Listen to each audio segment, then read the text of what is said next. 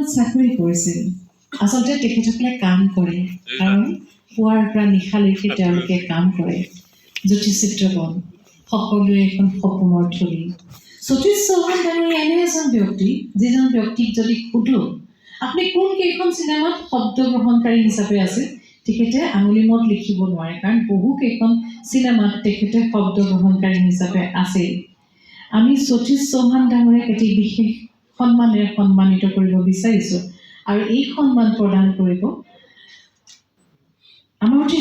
শ্ৰদ্ধাৰ ব্ৰজেন বৰুৱাদেৱৰ দুহিতা মনামী বেজবৰুৱাই ব্ৰজেন বৰুৱা দেৱৰ দুহিতা এয়া মনামী বেজবৰুৱা তেখেতে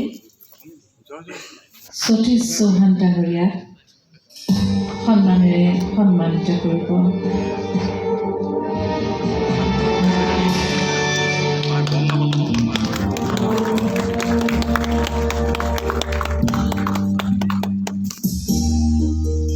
এয়া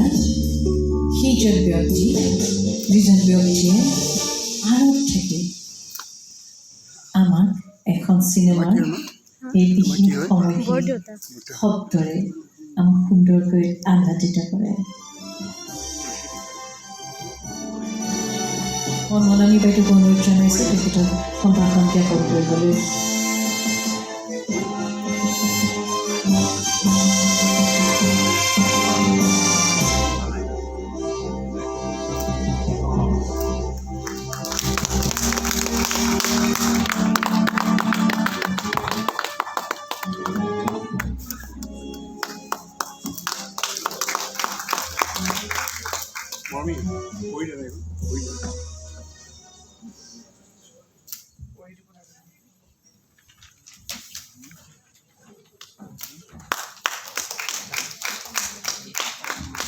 এগৰাকী অভিজ্ঞ ব্যক্তি এগৰাকী জ্যেষ্ঠ ব্যক্তি যি আমাৰ অসমীয়া চলচ্চিত্ৰলৈ অত বছৰে অৰিহণা যোগাই আহিছে তেওঁৰ প্ৰতি আমি যাতে অলপ আদৰ সম্ভাষণ জনাই হাত চাপৰি বজাওঁ প্ৰতি শ্ৰীযুত সতীশ চৌহানদেৱ মাননীয় সতীশ চৌহানদেৱলৈ সৰুৰে পৰা শব্দৰ সৈতে খেলা কৰিছিল সতীশ চৌহানে মাত্ৰ 16 বছৰ বয়সতে গুৱাহাটীৰ সৰু সৰু থিয়েটাৰ গোটসমূহত শব্দ আৰু পোহৰৰ কাম কৰিছিল তেখেতে 1968 চনত জ্যোতি চিত্ৰবন ফিল্ম ষ্টুডিঅ'ত শব্দ গ্ৰহণকাৰী হিচাপে অস্থায়ী চাকৰি আৰম্ভ কৰে কিন্তু প্ৰয়াত ব্ৰজেন বৰুৱাদেৱৰ আহ্বানত 1969 চনত বৰুৱাৰ সংসাৰ চিনেমাত সহকাৰী হিচাপে পোহৰ বিভাগত কাম কৰে এই চিনেমাখনত কাম কৰি তেওঁ ব্ৰজেন বৰুৱাদেৱৰ প্ৰিয় পাত্ৰ হৈ পৰে তেখেতে ললিতা স্বাধীনভাৱে শব্দ গ্ৰহণকাৰী হিচাপে কাম কৰিবলৈ সতীশ চৌহানক দায়িত্ব দিয়ে ইয়াৰ পাছত তেওঁ আৰু পাছলৈ ঘূৰি চোৱা নাই উপচাৰ সোণৰ মাটি মমতা আদি চিনেমাত তেওঁ সফলভাৱে কাম কৰে 1974 চনত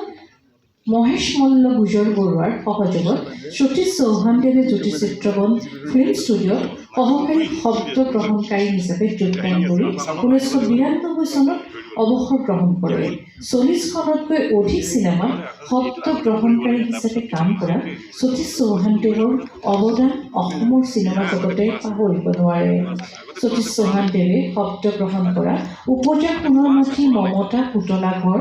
আলোকৰ আহ্বান আদি চিনেমাই ৰজত কমল বঁটা লাভ কৰি অসমলৈ গৌৰৱ কঢ়িয়াই আনিছিল অসম চৰকাৰৰ পৰা শিল্পী পেঞ্চন লাভ কৰা সতীশ চৌহানদেৱক নেফটাৰ ফালৰ পৰা সম্বৰ্ধনা জনাবলৈ পাই নেফটাই গৌৰৱ অনুভৱ কৰিছে তেখেতে আগবঢ়োৱা অৱদানক নেফটাই শ্ৰদ্ধাৰে সোঁৱৰাৰ লগতে চৌহানদেৱৰ দীৰ্ঘায়ু কামনা কৰিছে শ্ৰদ্ধাৰে শিৱানন্দ বৰুৱা সাধাৰণ সম্পাদক ৰাজেন ৰাজখোৱা সভাপতি 3rd নেফটা ফিল্ম ফেষ্টিভেল 2024 মই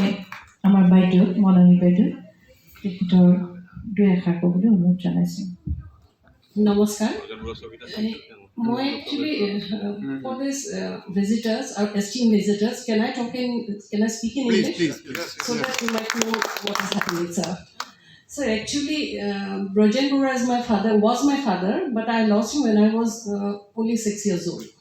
he's an iconic filmmaker of Assam he made the first blockbuster of Assam where he introduced a double character that was in 1969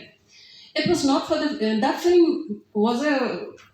milestone in Assamese film history. It was a blockbuster, it had iconic song, and the songs are still going strong. The people are making second part, third part.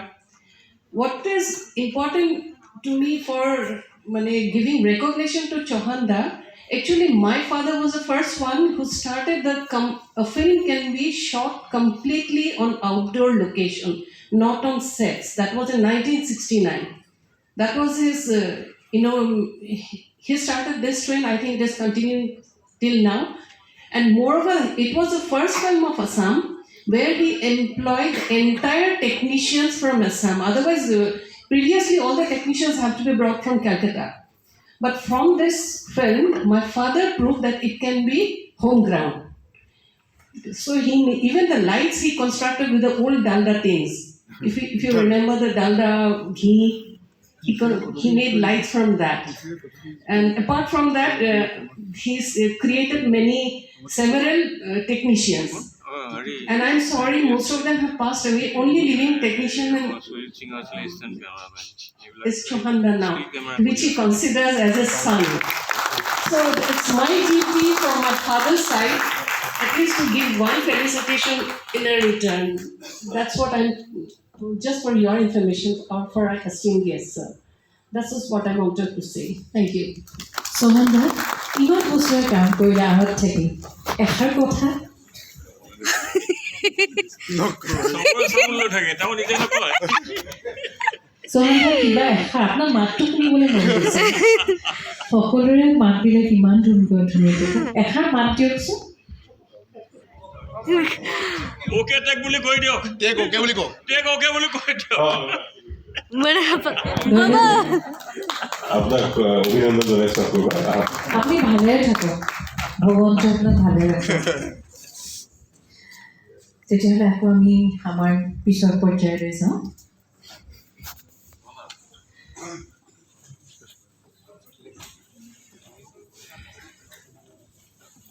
Technical guys are actually introvert and shy. হয় কাম কৰে তেখেতসকলে আমি পৰৱৰ্তী বটালৈ আগবাঢ়ো মই এইখিনিতে এটা উল্লেখ কৰিব খুজিছোঁ এটা দৰকাৰী কথা আৰু ভাল লগা কথা যে আমাৰ